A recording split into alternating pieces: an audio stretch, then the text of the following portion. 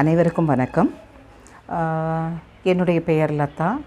நான் ஒரு இந்து குடும்பத்தில் பிறந்தேன். என்னுடைய தாத்தா பாட்டி இந்த இடத்த வாங்கி இங்கே வாழ்ந்த வீடு இது.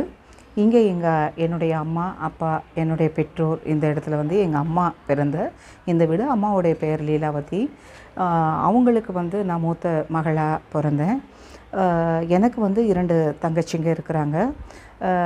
இப்போ நான் முதலாவது ஸ்ரீவில்லிபுத்தூரில் அங்கே நான் பிறந்தபடியினால் அங்கே நான் வளர்க்கப்பட்டேன். அங்கே வளர்க்கப்பட்டு அங்கே Sacred Heart Girls Higher Secondary ஸ்கூலில் 10th வரைக்கும் படித்தேன். அதுக்கப்புறம் ஆண்டிப்பட்டியில் இதே எங்கள் அம்மா வாழ்ந்த வீட்டுக்கு அப்பா இறந்துட்டாங்க நான் 5th படிக்கும்போது. சூழ்நிலை காரணமாக எங்கள் தாத்தா என்ன பண்ணாங்க, அவங்க வாழ்ந்து வாங்கின இந்த இடத்துக்கு கூட்டிகிட்டு வந்தாங்க. இந்த இடத்துல இந்த கருத்தை நான் பதிவு பண்ணுறதுல மற்றற்ற மகிழ்ச்சி அடைகிறேன்.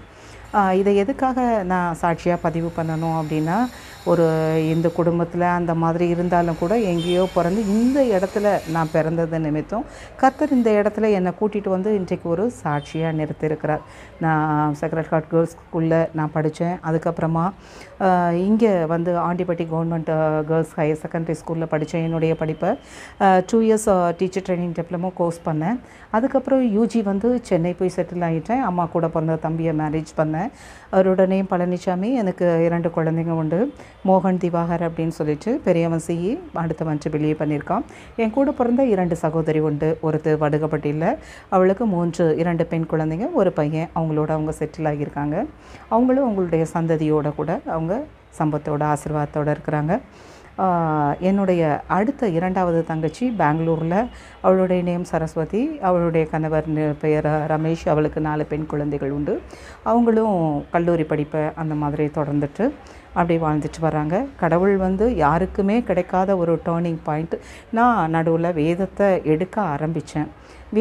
எடுக்க ஆரம்பித்த உடனே எம்ஏ எம்ஃபில் பிஎட் பண்ண, டீச்சர் ட்ரைனிங் டிப்ளமோ கோர்ஸ் பண்ண என்னுடைய வாழ்க்கையில் ஒரு சுனாமி போல் எல்லாராலும் புறக்கப்பட்டு அந்த மாதிரி குடும்ப சூழ்நிலைகள், போராட்டங்கள், அதற்கப்புறம் தனிமைப்படுத்தப்பட்டேன், வெறுமையாக்கப்பட்டேன், வேதத்தை தூக்கினது நிமித்தம் எல்லாராலும் ஆகாதுன்னு தள்ளப்பட்டேன்.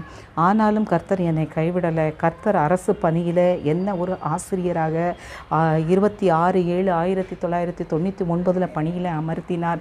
அது மாத்திரமல்ல, நான் பணியில் சேர்ந்த நாளிலிருந்து ஸ்டேட் ஆர்பியாக, ஸ்டேட் ரிசோர்ஸ் பர்சனாக, பிரபுக்களோடு, ராஜாக்களோடு, அதிகாரிகளோடு, ஜேடி டைரக்டர்ஸ், ஐஏஎஸ், அது மாத்திரமல்ல எத்தனையோ சமூக என்ஜிஓஸில், நிறுவனங்களில், அப்புறமா சிகரம் தொட்ட ஆசிரியர் என்று எலெக்ஷனில் எல்லாத்துலேயும் கர்த்தர் என் மேன்மையாய் உயர்த்தினார். சாதனையாளர் விருதை வாங்க கர்த்தர் கிருபை பாராட்டினார்.